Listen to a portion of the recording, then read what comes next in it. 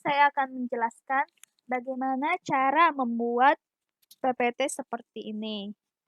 Nah, terlebih dahulu, kita harus menyiapkan konsep untuk membuat sebuah PPT. Konsep itu kita akan tuangkan dalam PowerPoint. Yang pertama, saya akan menjelaskan dulu saya memakai apa saja yang ada dalam PPT ini. Nah, di dalam PPT ini saya memakai desain untuk format background-nya, terus saya memakai transition dan animation. Untuk transition, saya memakai berbagai jenis transition. Seperti ini ada certain, lalu ada press strike, ada split, bahkan di bagian video saya tidak memasang transisi apapun. Lalu contohnya untuk ke bagian soal ini saya ada memakai peel off, jadi seperti lembaran.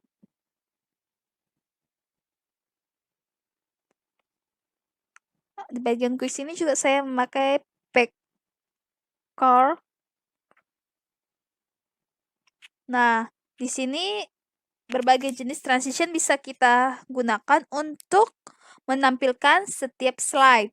Nah, untuk transition sendiri, saya tidak menggunakan one mouse click, yang artinya dapat ditekan oleh mouse transisinya, dan saya tidak menggunakan timer, kecuali pada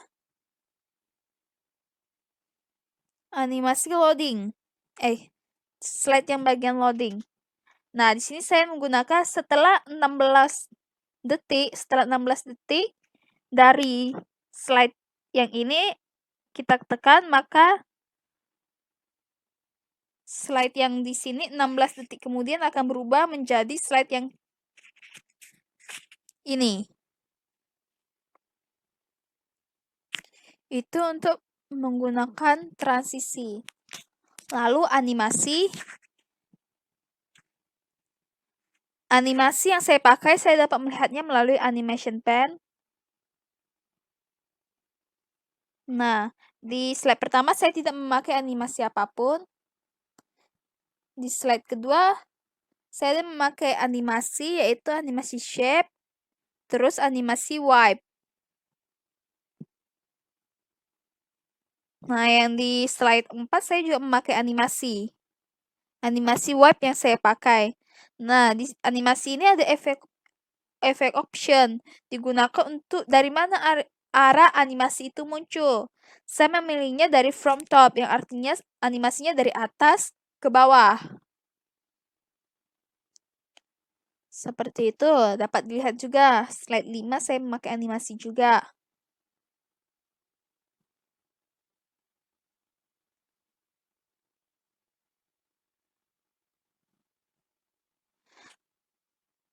Dan di slide yang ke-11 saya memakai animasi juga. Namun animasi yang saya pakai itu terhubung dengan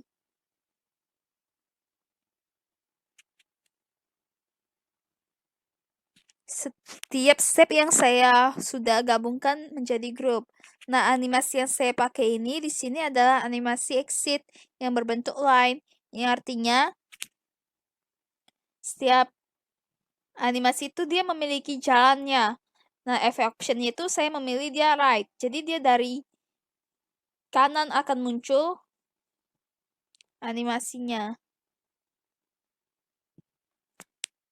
Lalu saya menggunakan juga animasi pada untuk soal quiz. Soal quiz ini saya menggunakan animasi. Animasi yang saya pakai itu saya berhubungan dengan rise up juga ada.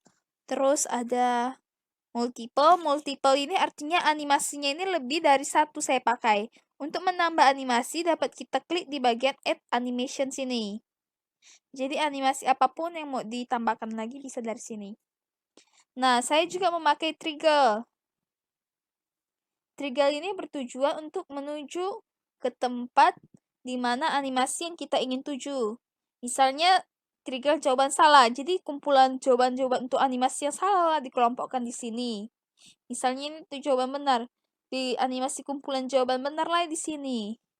Dan yang di atas ini adalah animasi untuk bagian soal nomor,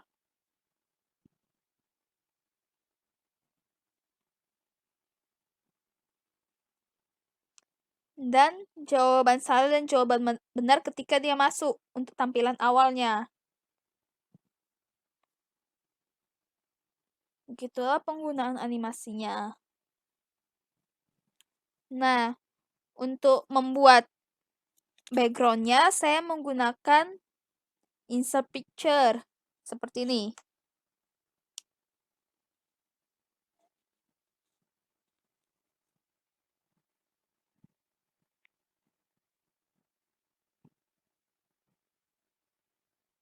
Sebelumnya kita harus menyediakan gambar dulu yang akan kita pakai untuk di dalam slide ini. Seperti ini. Ini dapat kita atur full slide-nya. Seperti ini. Kita dapat menyisipkan gambar yang lain seperti gambar orang ini. Nah, ini harus dipersiapkan sebelumnya. Lebih cepat saya copy saja ya. Di sini. Nah, orang ini dapat kita atur sesuai keinginan kita. Mau besar atau mau kecil atau mau di mana letak posisi orang itu. Ketika saya ingin letak di sini. Lalu ada bagian tulisan masuk logout atau matematika kelas 7 SMP. Untuk membuat itu, kita dapat menggunakan insert, terus kita memilih text box. Seperti ini kita bisa nulis masuk. Ini dapat kita atur ukuran hurufnya. Kita atur melalui increase font size ya. Atau font style-nya bisa kita ubah juga. Kita ubah ke tengah, align center. Nah, di bagian format ini kita bisa ngedit untuk save fill-nya. Yang artinya di dalam kata masuk ini ada warna-warna yang menunjukkan dia atau latar belakang background-nya. Atau shape outline ini untuk pinggiran dari shape ini. Shape effect ini untuk menambahkan efek pada background-nya seperti ini.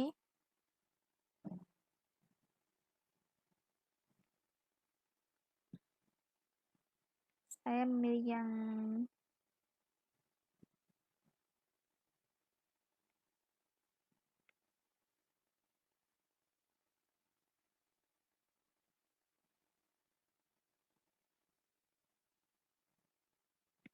ini. Lalu di bagian word art style ini, di sini untuk pengaturan hurufnya. Jadi hurufnya bisa kita ubah juga. Seperti yang ini, warna ini. Atau dalam hurufnya kita mau kasih warna lain. Warna hijau. Seperti ini. Nah, di sini kita dapat mengubahnya sesuai keinginan kita. Kita mendesainnya sesuai keinginan kita. Seperti halnya juga di sini.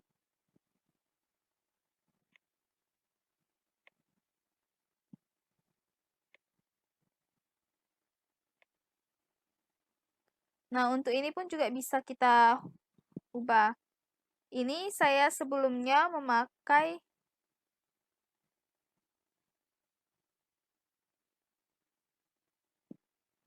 model. Ini kita coba ya. Ini dari berbagai shape. Shape yang saya pakai adalah shape berbentuk yang ini. Shape yang kita pakai bentuknya untuk memudahkan kita pakai bentuk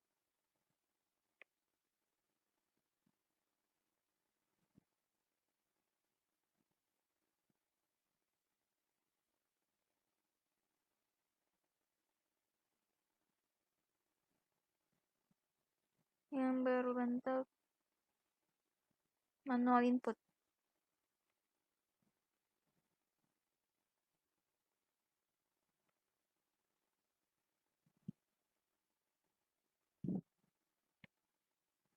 Dapat kita ubah.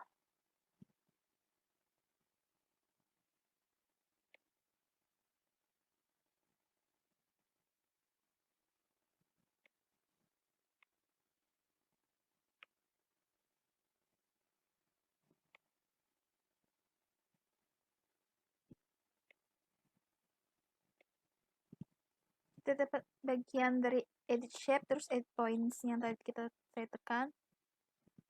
Kita bisa mengubahnya.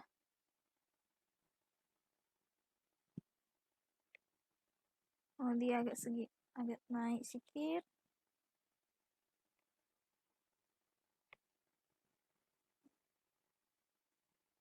Seperti ini. Ini kita bisa ngubah warnanya.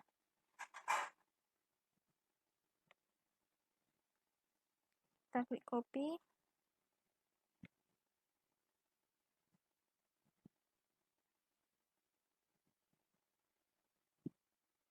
Ini yang kedua, kita ubah warnanya jadi warna biru.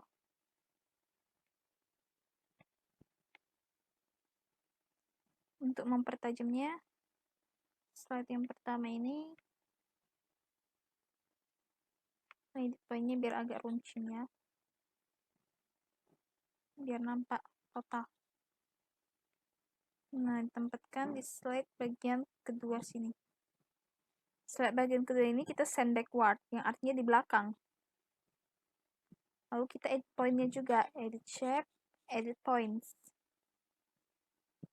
Edit pointsnya bisa kita atur.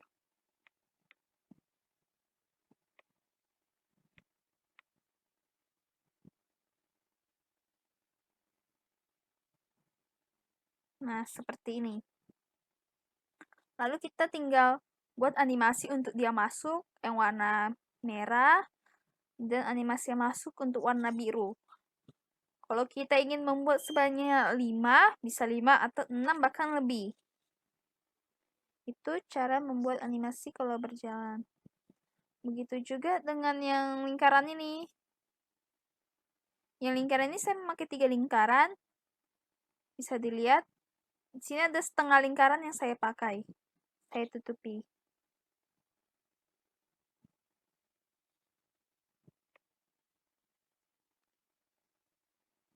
Lalu kalau untuk membuat chart ini, kita bisa memilih dari Insert, Smart Art.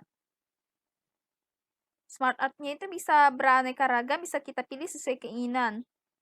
Ada yang list, ada yang spiral, saya pakai yang ini.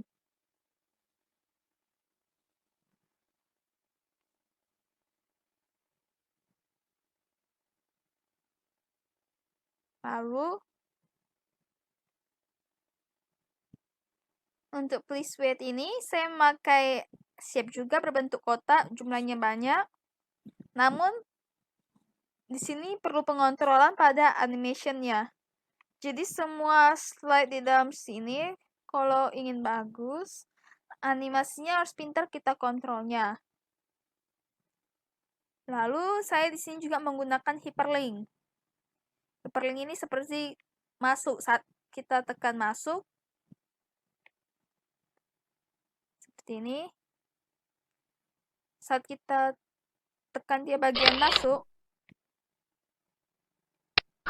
dia akan ke slide yang berikutnya. Nah, bagaimana cara membuatnya? Untuk membuat hyperlink ini kita mudah. Seperti ini. Yang sebelumnya kita telah buat, kita pilih insert, terus pilih hyperlink. Hyperlink ini kita pilih plain in this document, yang artinya di dalam slide tersebut, di dalam PowerPoint yang kita buat ini. Misalnya saya ingin masuk ini ke bagian slide nomor 5. Slide yang kelima yang ini. Bisa. Habis kita klik, oke. Maka setiap kita menekan, bikin slideshow dulu. Maka setiap kita menekan masuk ini, kita akan menuju ke slide 5.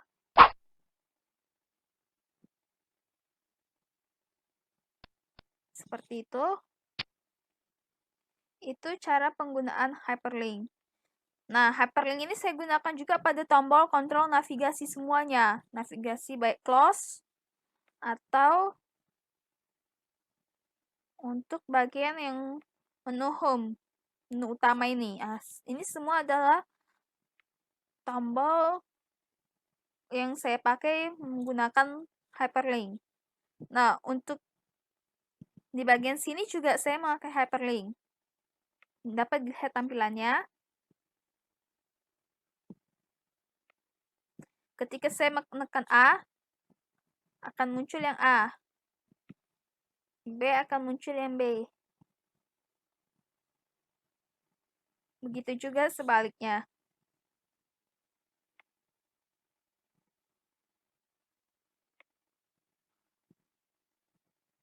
Sama seperti tombol soal untuk soal berikutnya, ataupun pada contoh soal. Pada contoh soal, di sini ada after sama before. Next. Lalu saya juga menyisipkan sebuah video. Video seperti ini. Nah, di video ini kita juga bisa memasangkan hyperlink untuk close. Jadi setelah kita menonton video, kita dapat menekan tombol close. Nah, untuk menyisipkan video, kita dapat memilih insert, video, baru pilih video on my PC jika kita sudah menyiapkannya di dalam laptop atau komputer kita. 24 ini, saya ada menggunakan transparannya. Saya membuatnya dari shape, lalu saya ubah ukurannya satu full slide ini. Lalu saya memilih format, lalu saya pilih shape style-nya. Di shape style ini saya mengubah transparansinya sehingga dia terlihat seperti kaca. Ini kita bisa klik warnanya. Yang aslinya seperti ini. Kita bisa mengubah transparansinya seperti kaca.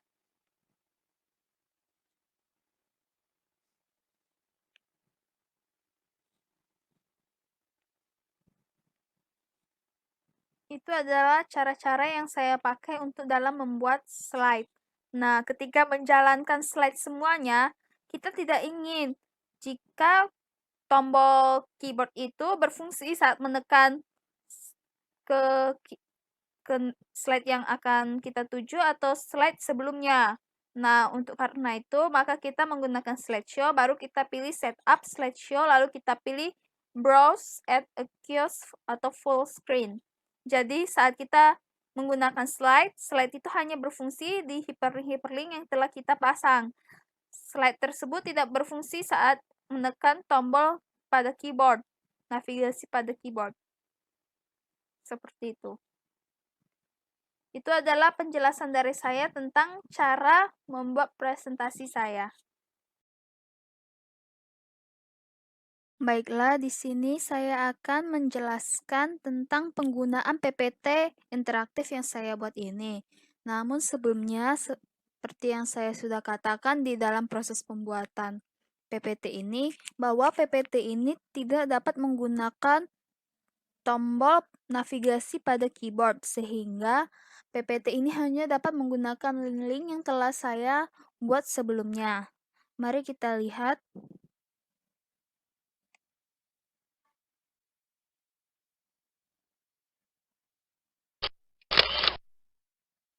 Di tampilan awal ini terdapat subjek materi yang dipelajari, terus untuk kelas berapa.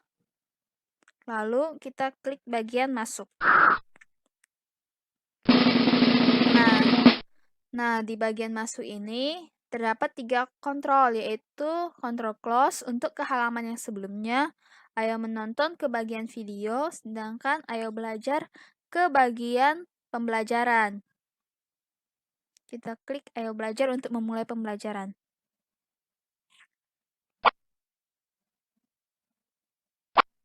Nah, di sini terdapat 6 menu utama, yaitu ada kompetisi dasar, materi, tujuan, kuis, contoh soal, dan kembali ke menu yang sebelumnya jika kita ingin menonton. Nah, coba kita klik yang bagian kompetisi dasar. Nah, di bagian kompetisi dasar ini ada menu utama. Menu utama ini untuk kembali ke menu yang ada 6 menu utama yang tadi dibuat. Inilah kompetisi dasarnya. Kita klik kembali. Lalu ada tujuan pembelajaran.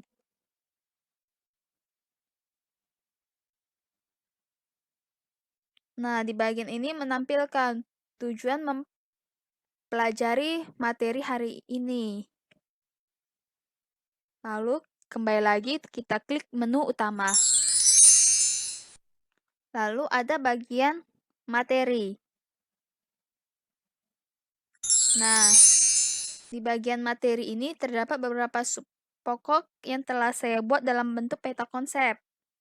Ada nilai suatu barang, harga penjualan dan pembelian, presentasi aritmatika sosial, bruto, tara, dan neto, pajak, dan bunga tabungan. Kita coba ya klik yang nilai suatu barang. Tetapi sebelumnya di sini ada fungsi menu utama. Jelas seperti slide yang sebelumnya untuk kembali ke menu utama. Kita klik yang nilai suatu barang.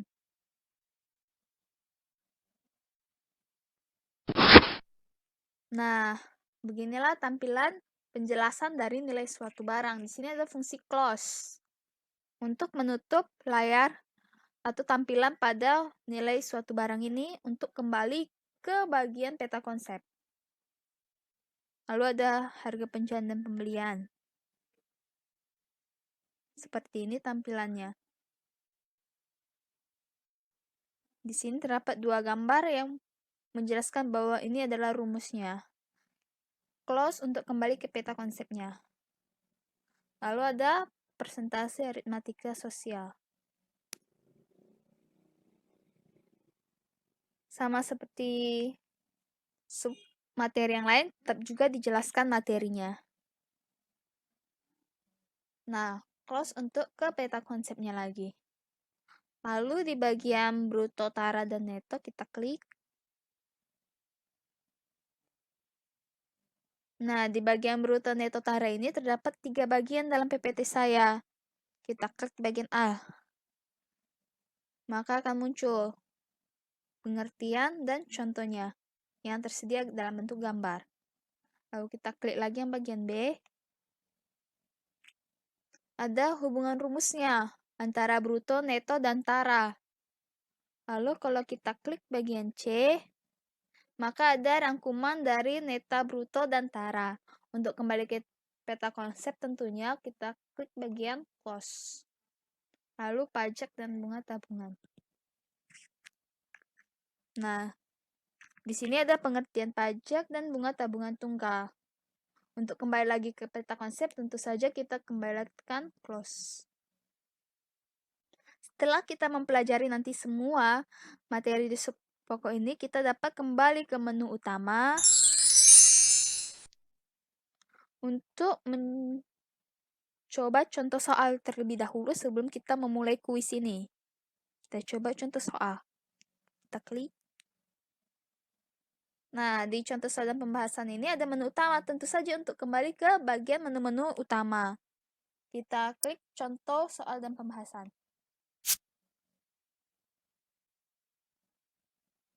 Nah, di sini ada contoh soal nomor 1, lalu ada di sini tombol close. Tombol close di sini berfungsi untuk kembali ke bagian contoh soal dan pembahasan. Di sini ada tombol next untuk ke soal berikutnya. Ini sama fungsinya dengan tombol sebelumnya. Lalu ini ada tombol untuk ke soal yang sebelumnya, ini soal setelah nomor 2.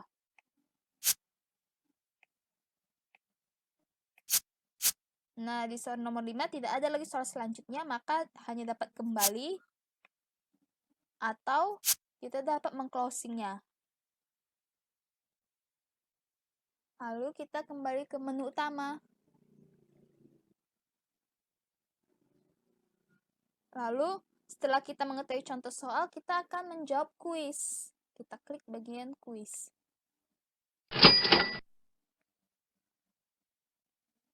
Nah, untuk klik mulai kuis ini, tetapi sebelumnya tetap aja ada menu utama untuk kembali ke menu utama jika kita tidak ingin menjawab kuis. Oke, kalau ingin menjawab kuis, kita klik mulai kuis. Nah, di sini ada bagian please wait loading. Di sini kita dapat mempersiapkan alat tulis segala macam yang kita butuhkan.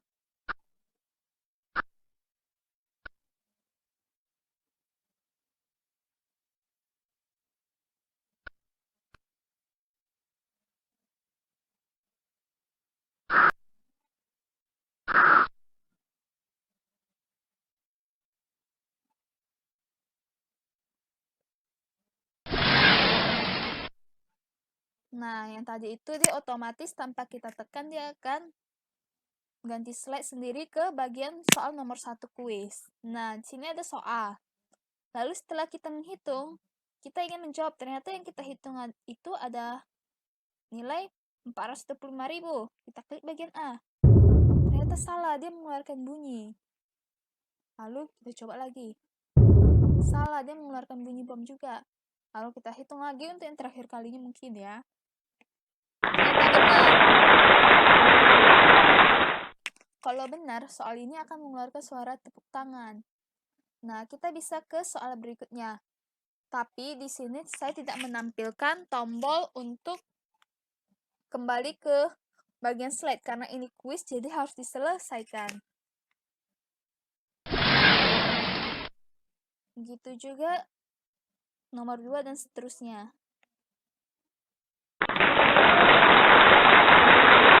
Di sini saya menggunakan gambar yang berbeda untuk soal genap dan soal ganjil.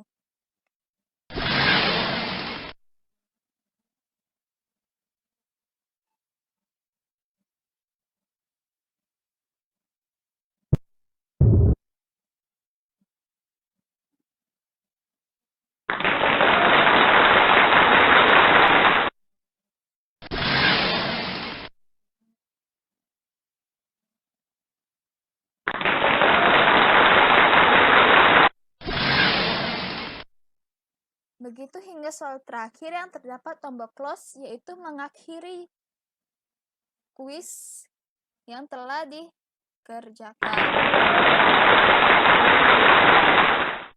Kita klik tombol close. Maka dia akan ketampilan untuk memulai kuis. Kita balik ke menu utama. Nah, setelah balik ke menu utama, ternyata semua menu utama sudah kita jelajahi. Kita dapat menekan tombol back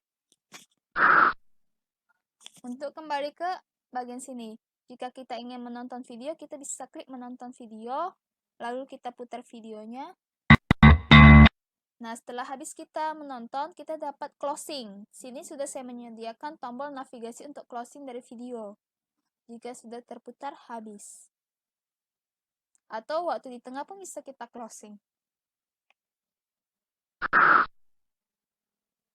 Nah, setelah kita sudah menjelajahi semua ini, maka kita dapat menekan tombol closing ke menu awal. Kita tidak ingin lagi mempelajarinya, kita dapat logout. Nah, itu adalah penjelasan mengenai cara penggunaan PPT saya. Di dalam penggunaan PPT saya terdapat kelebihan lain yang bisa dilihat seperti yang tadi. Jika ada soal kuis, maka dia dapat mengeluarkan suara tepuk tangan jika benar atau salah mengeluarkan suara bom. Terus, di kelebihan PPT saya ini, saya menyediakan contoh soal yang cukup banyak, 5 soal. Lalu, di bagian Bruto Neto Tara, di sini ada terdapat 3 pembagian. Dan yang di sini juga saya menggunakan banyak animasi untuk membuat PPT ini. Dan di yang terakhir, kelebihan dari PPT saya rasa PPT saya ini cukup berwarna. Itu adalah penjelasan semua mengenai pembuatan, penggunaan, dan kelebihan dari PPT saya. Terima kasih.